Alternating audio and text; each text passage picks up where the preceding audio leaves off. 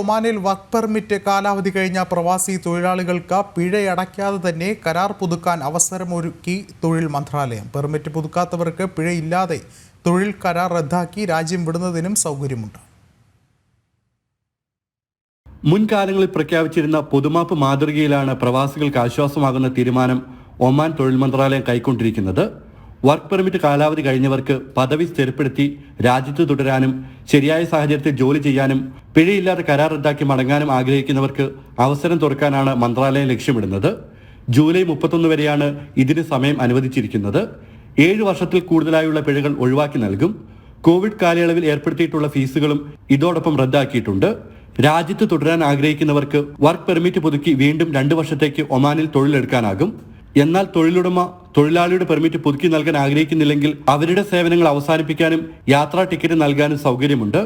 നിലവിലുള്ള എല്ലാ പിഴകളും ഫീസുകളും അധിക ബാധ്യതകൾ റദ്ദാക്കപ്പെടുമെന്നും അധികൃതർ അറിയിച്ചു. ജനം, ദുബായ്.